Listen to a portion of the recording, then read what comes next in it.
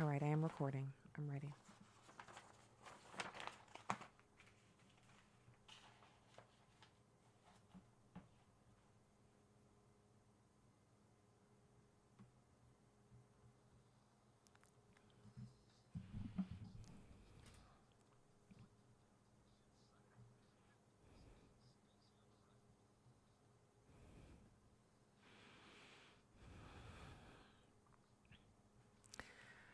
Hey, welcome, welcome, welcome. It is a fantastic day to be doing some radio, and I'm so glad to be with you right now. We have a jam-packed program. We're going to be talking about China owing the United States more than $1 trillion in sovereign debt, and Oreo, the cookie company, actually pandering to gender-confused individuals. They're issuing a limited cookie design. So everybody's on this bandwagon, and it feels like, is it a fad? Will it pass? Will it go away? I don't know. So we'll talk about that.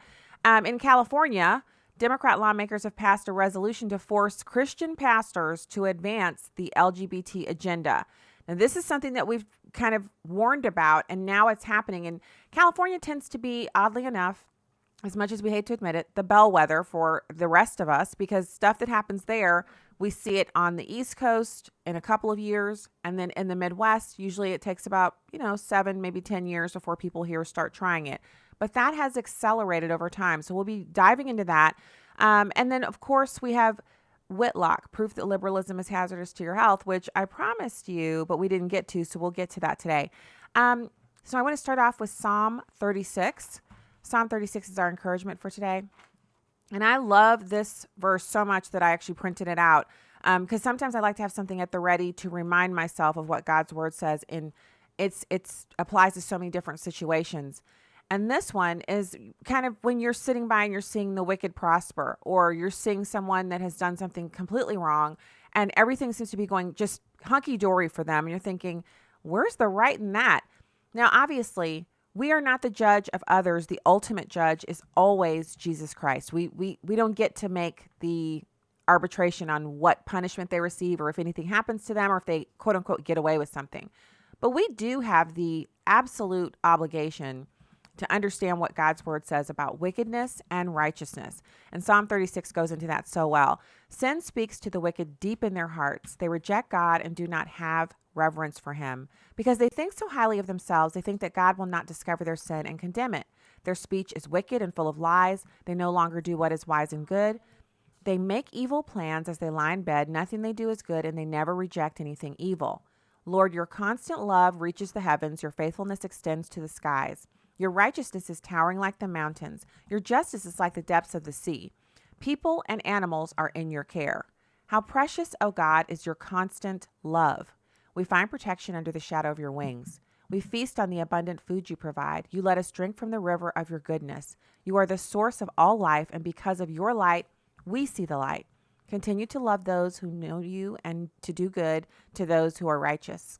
Do not let proud people attack me or the wicked make me run away. See where evil people have fallen. There they lie, unable to rise.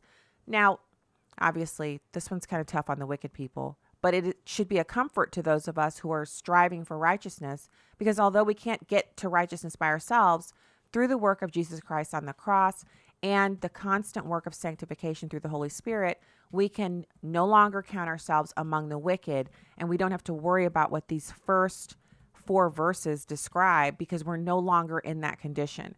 And to me, that's encouraging. So that's the encouragement for today. It was from Psalm 36. And I also want to point out some housekeeping stuff. Now that we're live streaming and podcasting, when you go to the podcast at listen.stacyontheright.com, you will find show notes. And those show notes are on each podcast. And in the show notes, you can find links to everything that we've done. And maybe you're listening on live stream and you're working or you're doing something else and you think, I wonder what that scripture verse was, or what was that article she mentioned? Well, you can go to the show notes and click there and you can see. So it's a pretty cool feature that is kind of given to us by the Fireside. It's awesome because it enables you to be able to kind of keep up with what has been posted, especially for those of you who are listening who are not Facebook people. I also want to welcome in our iTunes family. iTunes just sent me the notification last night that we are live on iTunes in a couple of, like it says within 48 hours. It said it could be minutes to 48 hours. So if you're already here listening on iTunes, thank you so much. And we are constantly adding other services as the approvals come through. And then the last housekeeping note that I want to make is about Facebook latency. So a lot of people were complaining on Monday and Tuesday about Facebook freezing up. And one person even responded to Noah that she'd had other live streams that she watches during the day were freezing up. And so Facebook was kind of unreliable. Now, some people attribute that to, obviously, it's computer glitching, slow processing speeds, whatever. I have no idea. But there's also the issue of them kind of clamping down on conservative talk, any kind of Christian talk. They don't offer us their best because we're not their primary customers and they don't like the message we're putting out. And that is part of the reason why I'm live streaming to StacyOnTheRight.com. And so I'm not going to lie to you. My focus for you, my desire for you is to listen to this show on the podcast. Or if you're watching, you want to watch, I want you to watch it at StacyOnTheRight.com. And so we're going to kind of keep our tabs on the latency on Facebook, but we might limit the streaming to simply Stacy on the Right and YouTube, because YouTube provides an archive for us of the shows, with the understanding that YouTube just shut down some huge conservative names like Louder with Crowder. So if they would shut him down, they wouldn't even think twice about flicking a little fly like me off their shoulder, since my numbers are not anywhere near what his are. So I understand you love the chat feature over there. It's a very fluid. It's nice. The setup at YouTube is really nice, but we have no guarantee that they'll leave us there. And that's why it's so important to have our stuff, and I shouldn't say stuff, to have our videos on StacyOnTheRight.com. So that's what we're doing. And if you're looking for us someplace like on Twitter or Facebook and you don't see us there, head straight over to StacyOnTheRight.com, because that's the one that we're going to be the most focused on maintaining and having the best quality of everything for you. So now let's get into this. And this is kind of like, it feels like Debbie Downer to me, this whole story about China owing us money, because all we ever hear about is that we owe them money. So this story was pretty interesting. It's over on the newly revamped Daily Caller. Talk about a website redesign. They've had their stuff fluffed up and it looks nice. And so, of course, the reader function is not there. Like if you want to click on a read-only version of the story, not there. Anyway, this is an op-ed by Jana Z. Bianco. And the discussion here is about President Trump actually traveling to the G20 in Osaka, Japan, and how this is just a part of a number of any outstanding issues that the president and the United States of America have with a lot of different countries. And that's what all the little the pull-asides and little bilats and all that are about. That's them kind of discussing in person and laying the groundwork for resolutions, solving some of these problems. So one of the outstanding issues, which is indirectly related to trade and affects thousands of Americans who hope it will be addressed and resolved, is the little known fact, and this is the part I can't understand, conservative nor left-leaning outlets have reported on this, because if it had been reported, it seems like I would be aware. The little known fact that China owes Americans a larger portion of its national debt than we owe to them. So the People's Republic of China is the successor to the Republic of China government, which came to power in Dr. Sun Yat-sen's 1911 revolution that ended over 2,000 years of imperial Chinese rule. So on the 100th anniversary, of the 1911 revolution, the Communist Party leadership gathered in the Great Hall of the People claimed credit, as they always do, for China's progress since 1911. The truth is that China built itself up by taking Western money and then refusing to pay it back. I'll say that one more time. China, the previous regime, built itself up by taking Western money and refusing to pay it back. China then went to the world capital markets from 1912 onward and raised tens of millions of dollars in a series of syndicated financings of Chinese government gold bonds underwritten by banks from all the major industrialized nations of the world, including J.P. Morgan, Deutsche Bank, HSBC, and the predecessors to Lehman Brothers and Citibank. China was then considered a close ally of the United States, and thousands of American families did their patriotic duty by supporting our then friend China by buying the bonds. Those 60-year bonds require repayment by China in gold with liens on Chinese tax revenues as security. China defaulted on these debts in 1938. When the Communist Party seized power in 1949 and renamed the country the People's Republic of China, China claimed to be the sole successor to all of the Republic of China's rights under the successor state doctrine of international law. But they disavowed the Republic of China's obligations, including its sovereign debt. So the U.S. Court of Appeals issued a ruling saying a monarchy may be transformed into a republic or a republic into a monarchy. Absolute principles may be substituted for constitutional or the reverse. But though the government changes, the nation remains with rights and obligations unimpaired. So these things are not like you can't wipe out your debt by changing the name of your country, just like human beings can't wipe out their debts by changing their names, right? So the permanent seat on the UN Security Council and the One China policy requires the PRC to succeed to the ROC's obligations. Now, Putin's Russia took years to do so, but it paid off all of the Soviet-era debt. And China is far wealthier than Russia.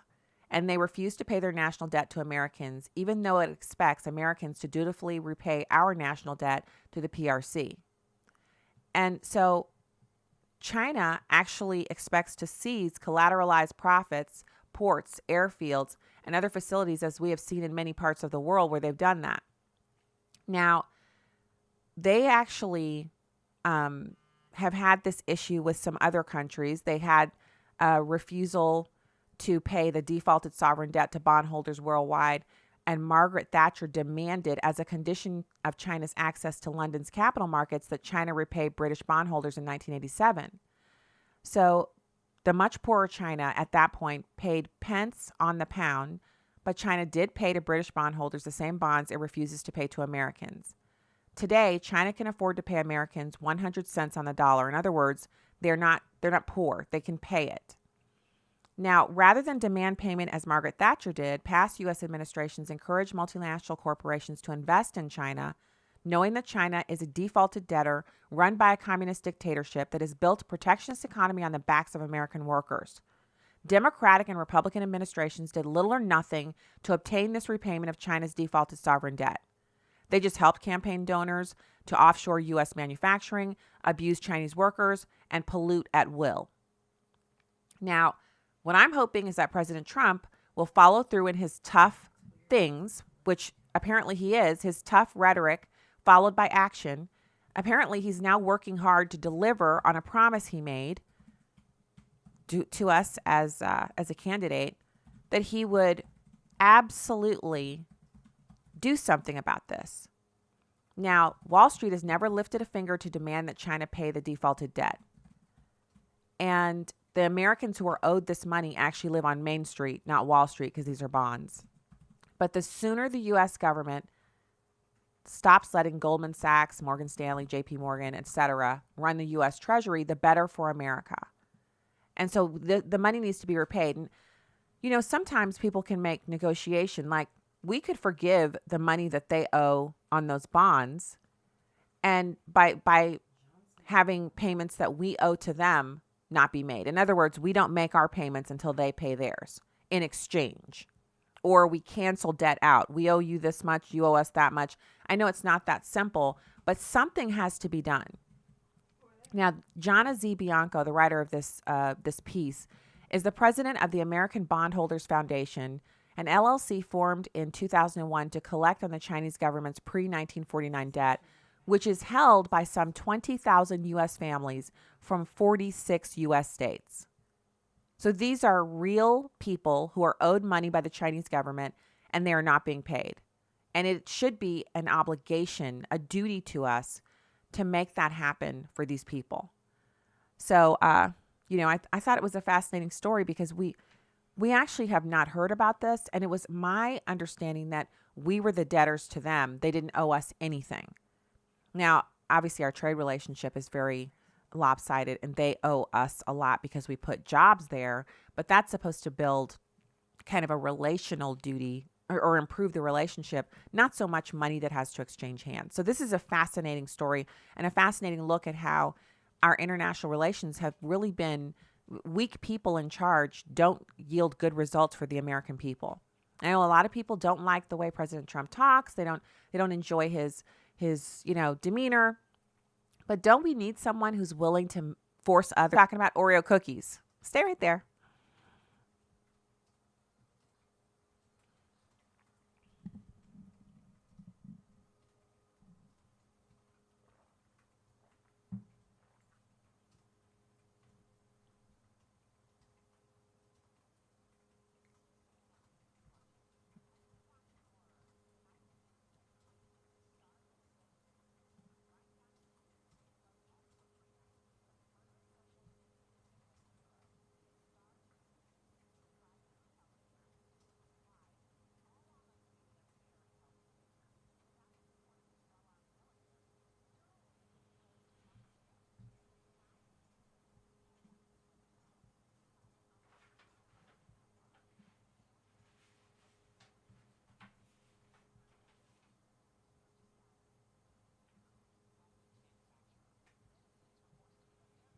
Wow, we've actually got really nice, decent amount of people in the chat room. Cool.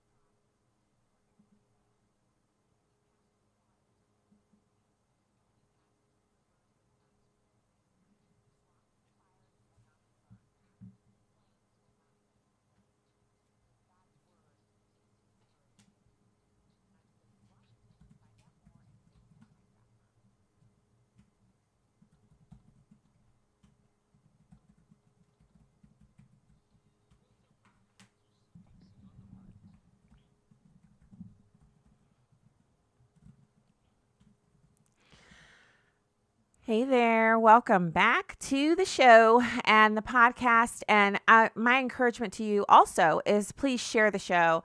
And I want to say thank you to new patrons who've come on board over at patreon.com. You can find us, we're Stacy on the right on Patreon, and you can become a monthly partner with us. We're working on some kind of bonuses for people who partner.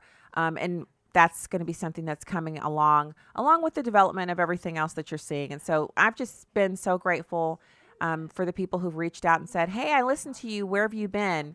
And then I know if you're just tuning in today and you're wondering, what is she talking about? Well, for the past 3.5 years, I was over at American Family Radio and Urban Family Talk, and they ended Urban Family Talk. And in the shuffle of kind of where did all of the hosts from Urban go, they removed me from the lineup at American Family to give that hour-long slot over to someone else.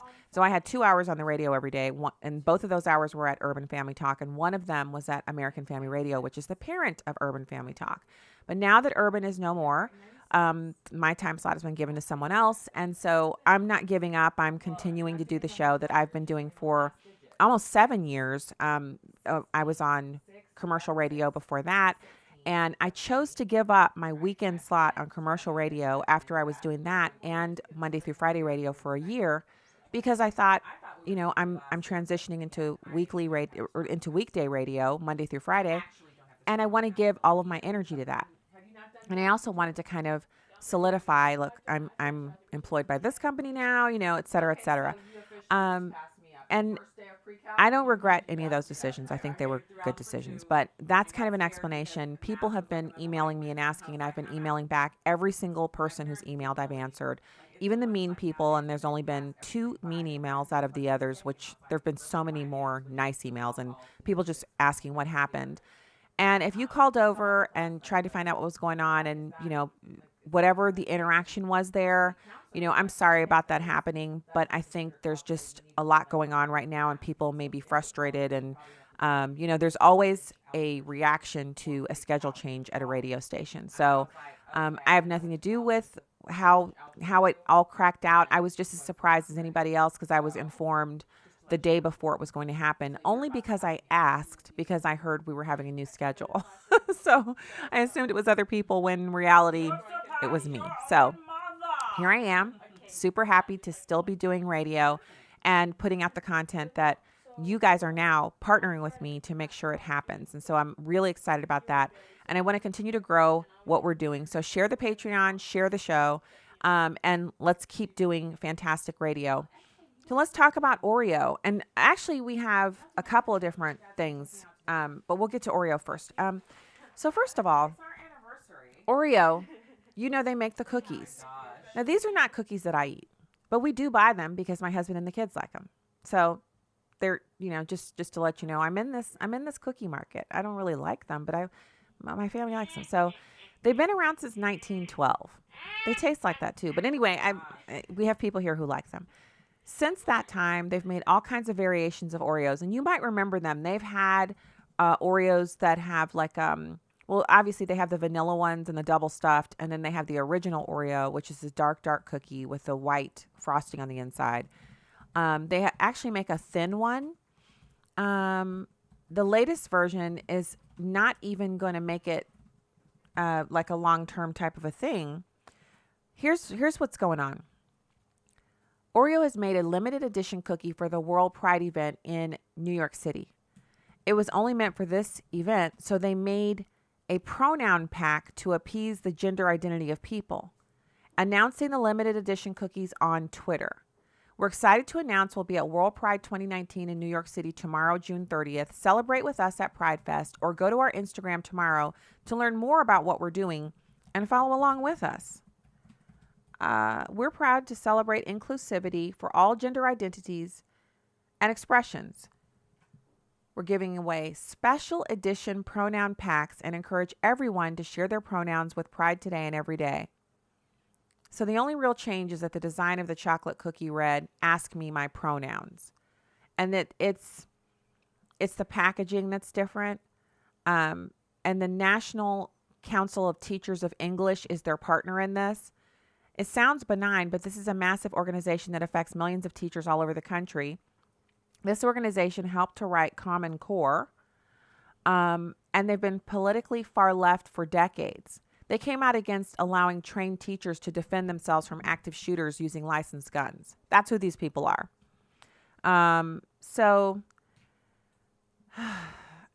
Again, why do they have to mess everything up?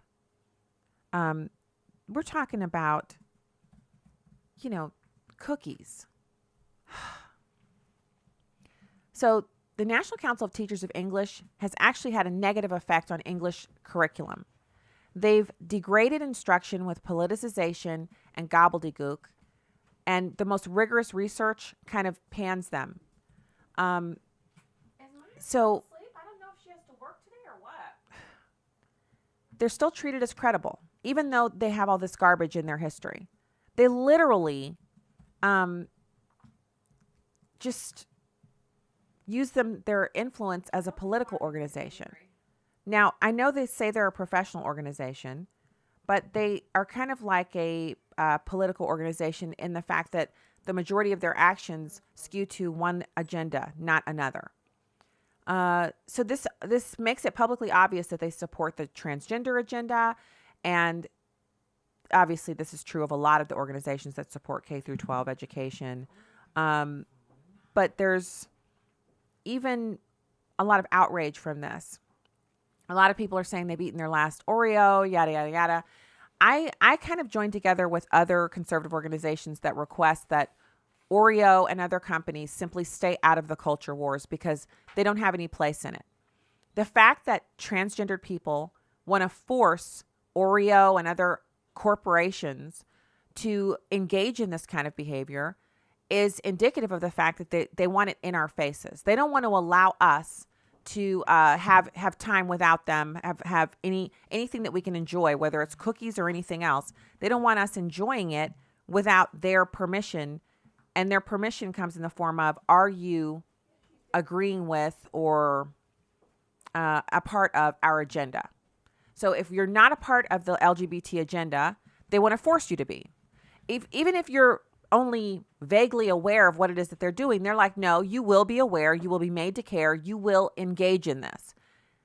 It's not so much that people who are of the Christian faith walk, that we choose to be Christians, and therefore we hate anyone who is acting in a way that's contrary to what the Bible says. It's that we don't want to be made to participate. And that's exactly what they want to make you do. Now, I know the cookies, it's not like you have to buy them, but it's the tacit approval of Oreo that makes it so impossible for us to avoid it. In other words, if you buy Oreo cookies, then you're supporting what they're doing with their, gender confused drama. And who wants that with cookies? I mean, it almost feels like what you're doing is you have something that you enjoy that's being made into something that you can no longer enjoy because it's being tainted by this whole idea that it has to be a statement about a political faction. And so that's just wrong, and we shouldn't have to put up with that. So let's turn over to Jason Whitlock. He says there's proof that liberalism is hazardous to your health. Now, we all know Jason Whitlock. He's a Fox Sports commentator, and he tweeted on May 7th of 2018 that liberalism is black people's cigarette. He says it was marketed to us as sophisticated, fashionable, and liberating. It needs a Surgeon General's warning, hazardous to our families and all the values we were taught. Now, we know it's worse than that, right? Liberalism is hazardous to your physical well-being. And this piece is over at donserber.blogspot.com, and he's talking about a bunch of stories that he's seen that actually prove that liberalism hurts you physically. He starts with an LA Times story, the war on Southern California smog is slipping, fixing it is a $14 billion problem. Now, remember, the war on smog is something that was considered a massive success in the history of this country. A massive success. Decades of emissions cutting regulations under bipartisan law, such as the 1970 Clean Air Act, have eased the choking pollution that once shrouded us. I mean, we've got cleaner air in this country, and it's saved lives and strengthened the lungs of children all over the country. But now in Los Angeles, the air quality is slipping once again. Now, Los Angeles is a mecca of modern liberalism. It bans straws, it recycles, it's a sanctuary city. How could it possibly be smog-filled? Well, the reason, and this data is kind of unprecedented. The newspaper actually reports that pollution is up all over, but nowhere is the situation worse than in Southern California, where researchers found a 10% increase in deaths attributable to ozone pollution from 2010 to 2017. Now, the region has long reigned as the nation's smog capital and has seen a resurgence of dirty air over the last few years. But, you got this lower income community, and all of the lower income communities are further inland where the air is smoggier, and the wealthier people are on the coast, closer to the ocean, and the air is cleaner there. And this shift occurred under President Obama. I'll say it one more time. Not under President Trump. This all happened under President Obama. Now, they want to blame President Donald John Trump. He is the inheritor of a number of stinky, yucky messes that were left to him by President Obama. The story also says an American Lung Association report this year found air pollution rising across much of the nation in 2015, 2016, and 2017, which means it's the legacy of President Obama. So from 1970 to 2008, Republicans held the White House for 26 years. Democrats held it for only 12. Smog fell during that period. Now it's back. How else could liberalism be hazardous to your health? Well, let's look at AIDS. Now, it could have been stopped in the 1980s if we'd shut down bathhouses, traced the sex lives of patients, and otherwise treated it as a venereal disease. But instead, liberals made AIDS a civil rights issue. They called for teaching school children about safe sex and condoms. So the result was AIDS spread, and other venereal diseases, which are now branded as STDs, came back into vogue. AIDS was also used as a reason to push, remember needle exchanges? Drug users, instead of trying to treat them, we would give them needle exchanges. I mean, it's lunacy. Instead of arresting them and trying to make them quit using drugs, liberals said, give them free needles because we want them to be safe. So overdose deaths have skyrocketed. Last year, we saw the first decline in overdose deaths in 28 years. Democrats controlled the White House for 16 of those years of the 28. Okay, so one more example, and this one's disgusting, but it's worth discussing because it illustrates the point that liberals and their policies make cities filthier, make people less healthy, and overall tear down and destroy the fabric of our society. It's the people in San Francisco who are defecating on the sidewalk, and they're doing it in Los Angeles as well. And it's not being stopped. It could be stopped, but it's not. It's not being stopped at all.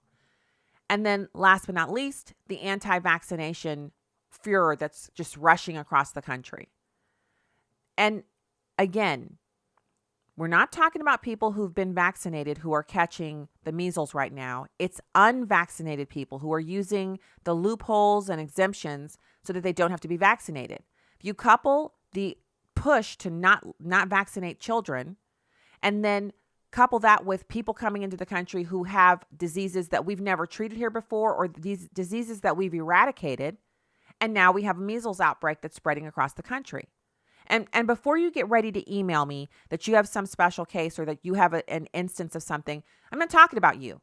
I'm talking about the hordes of people who've opted not to vaccinate their kids because that's in vogue, and Melissa McCarthy told them not to, a Hollywood star who she doesn't have any background in medicine. Meanwhile, kids are getting sick, and admittedly, some of them just have the spots and they get better, but some of them are getting sick and they're having lifelong complications from having contracted the measles. And we don't have the same strength of vaccine that we had 20, 40 years ago. The vaccines have less potency now because of their methodology. And so there's Whitlock is talking about all of these different issues. Jim Carrey as well, not just Jenny. I called her Melissa McCarthy. Her name is Jenny McCarthy. Jenny McCarthy from MTV days, and Jim Carrey. So that there's, again, not just those things. There's the idea that liberals offer health care to Americans when really Planned Parenthood doesn't offer health care. Planned Parenthood is not health care. That's the destruction of a human life for the convenience of another human being. And so these policies impact every community, but the highest abortion rate, the Black community. The people in America having the most abortions, the people the liberals claim to care about the most. So I should say they used to claim they cared about Blacks the most. Now their new pet project is illegal aliens and refugees. So liberals and their now socialist programs are destroying Black families, Black values, Black culture, and by extension, the culture that everyone lives in. Because I've said for years, as the Black family goes, so goes the rest of the nation. So goes the rest of the nation of people who absolutely are just, the culture is not something you can corral off. You can't say if this is going on in inner cities, we'll just leave it there and inner cities will be this way or that way, but the rest of the country won't be impacted. No, What happens in inner cities, that culture spreads out. That's why when you're driving down the street in the suburbs, we see it here all the time. We'll be driving and we'll see a kid who is not black with their pants, their belt, no belt, and the pants are down low and they have on some, designer boxers that you can see. And then the shirt is tucked into the boxers. So it's an intentional attempt to show the boxers. The jeans are down low, so they have to kind of hobble along. That started in prison culture, seeped out into the inner cities, and is now in the suburbs.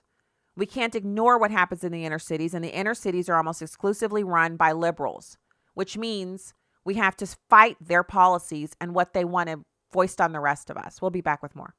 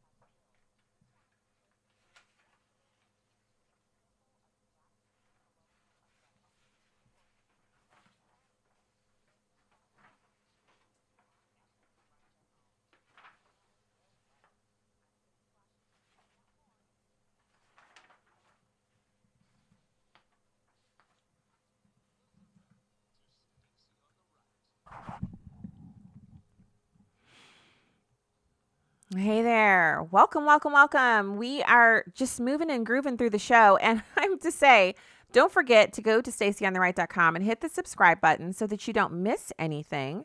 And then also, you can always find just content we have over there. We have a column that I shared again. And I shared it. It was from October of 2017. And the reason I put it back out there is because of the story of Antifa. Antifa was attacked in Portland. They had some big protests and they attacked Andy No, who was violently beaten, given a brain bleed. He's experiencing cognitive issues right now because of it.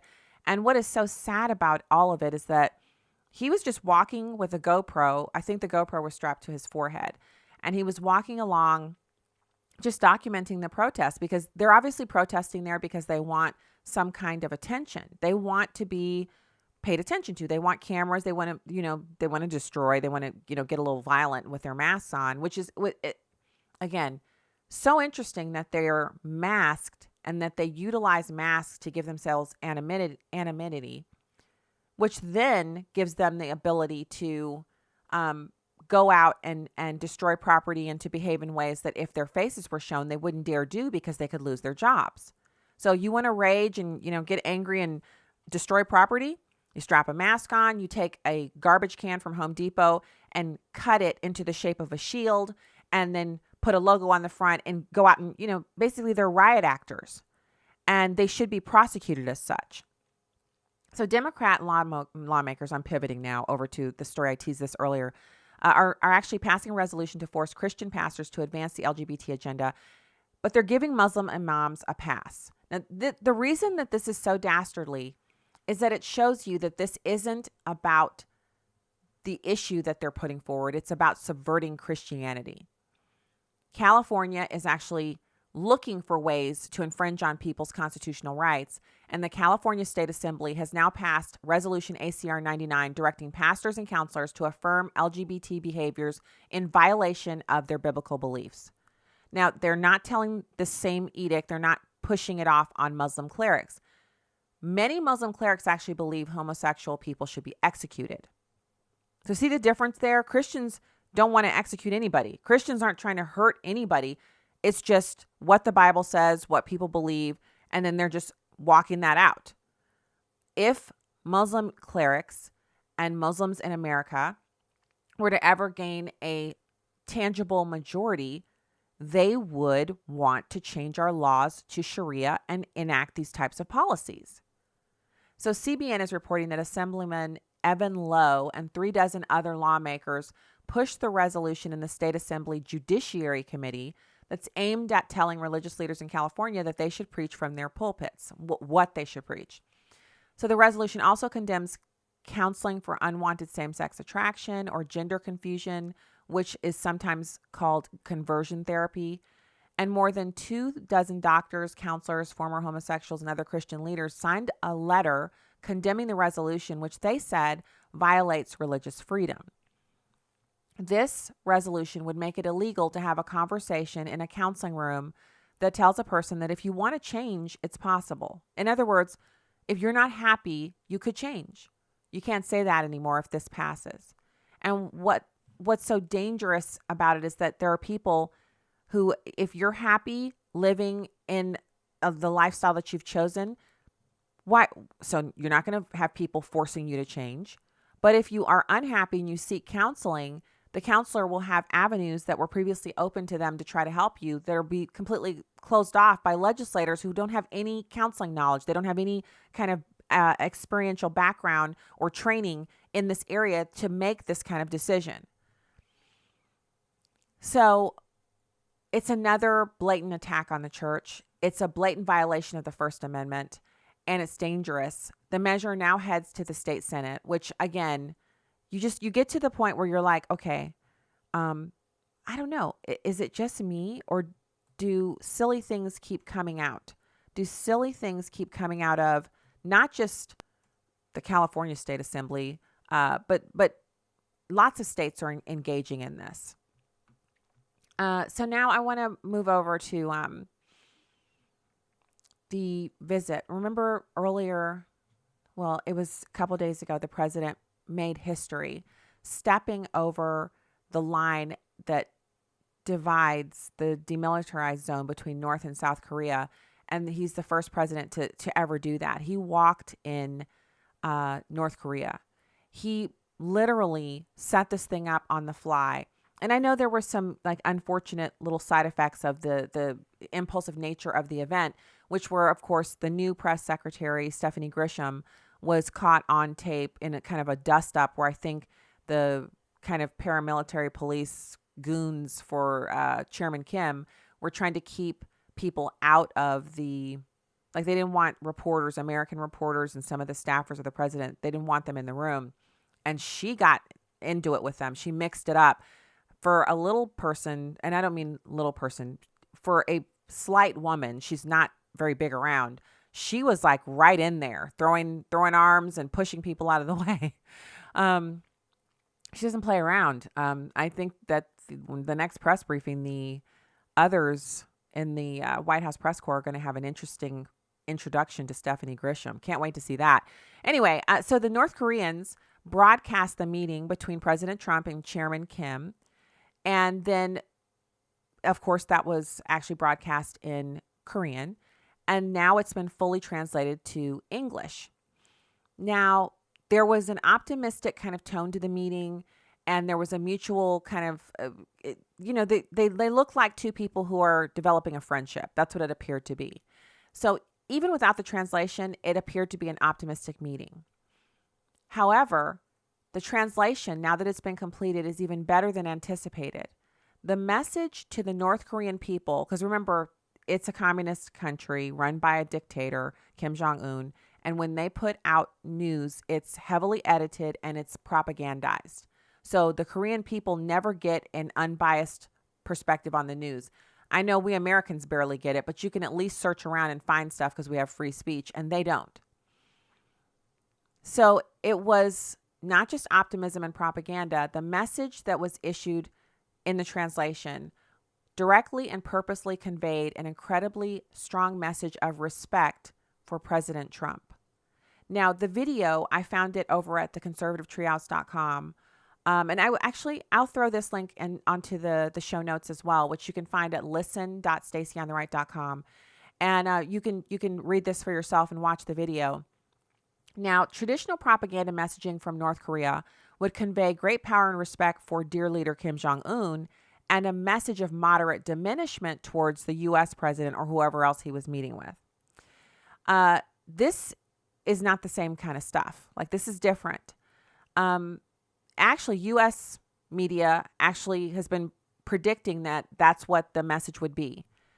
Turns out they were wrong. The actual message conveyed to the citizens of North Korea was one of united celebration and magnanimous respect for Chairman Kim and President Trump, specifically citing, quote, wisdom, respect, end quote, and praise for the incredible courage, that's their words, of President Donald J. Trump. That is exactly the opposite message of what was predicted by all of the president's detractors in Washington, D.C. and elsewhere. Now, all over Southeast Asia, the media reports coming in are optimistic, positive, and upbeat about the possibility of a generational crisis finally coming to an end.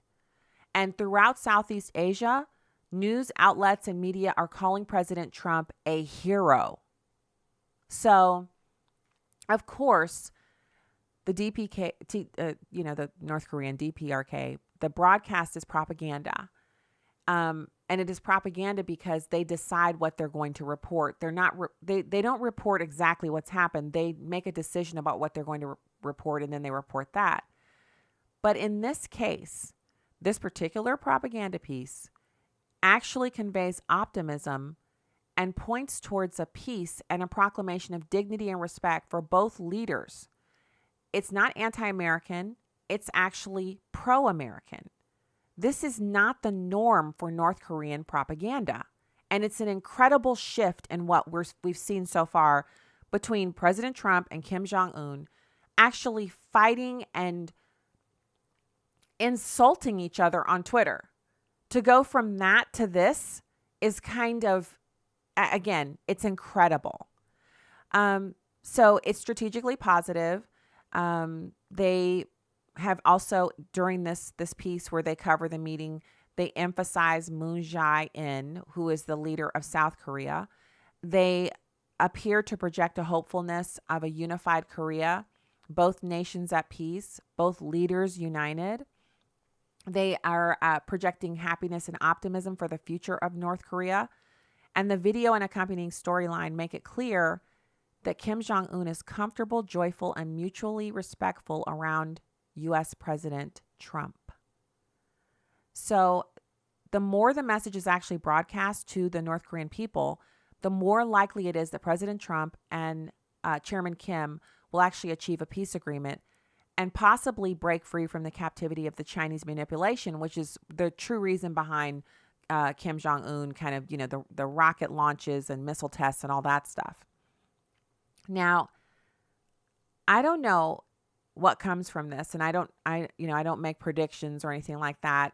But I like the momentum here.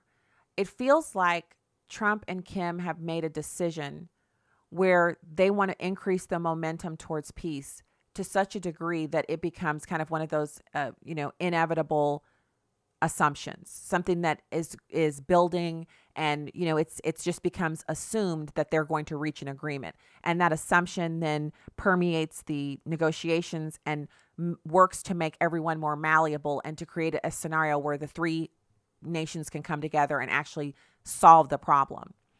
South Korean President Moon Jae-in appears to have seen the brilliance of this approach now and is positioning himself to facilitate this instead of impeding it.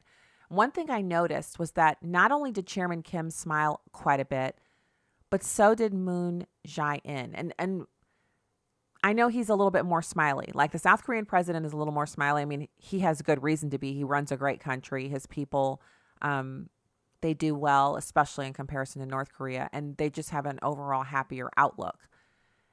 But the people of North Korea, they're in a different scenario. And if they're given the opportunity to understand that the president of the United States is seeking friendship with Chairman Kim and wants to create a better environment for them, infusing their country with, real estate investment and developing the coastlines that they have where they could have tourism and basically opening their nation up so that they could have a true experience as a developed country, it's like this is unprecedented. And so I just want to point out that the naysayers of Donald Trump who claim that he's only there to put Black Americans and LGBT people in cattle cars, what do you say to this? How do you respond to him strategically moving from an adversarial relationship with a tin-pot dictator into a completely magnanimous kind of friendship positioning, a posture that would enable North Korea and South Korea to finally not reunify, I'm not going that far, but definitely to open up their relations so that families could be reunited and they could operate as just two countries adjacent to one another with two different leaders. Obviously, one of the president's goals is to diminish the Beijing influence, to kind of maybe cull out some of the awful influences of Beijing. They have elements within the Kim government that could be isolated and removed, and that would be fantastic. But the end goal, overarching end goal, is release, freedom for the entire Korean peninsula. And if that could happen, it would be impactful. That we're talking about tens of millions of people who have only known one existence for their adult lives, and that is separation from their family members who are north of the DMZ, and the same for people who live north of the DMZ to the south. Their family members have been isolated from them, and for North Koreans, they don't have the ability to travel, and they don't have freedom. They don't have individual rights. They don't have liberties. Obviously, it takes time to infuse those kinds of ideals into a country that's been strictly ruled by communism. But for the president to be the one to put that out there and to make it possible, he deserves some credit for that. It's fantastic. Thank you for being here today. Stacy Washington, host of Stacy on the Right. Righteously American. See you tomorrow.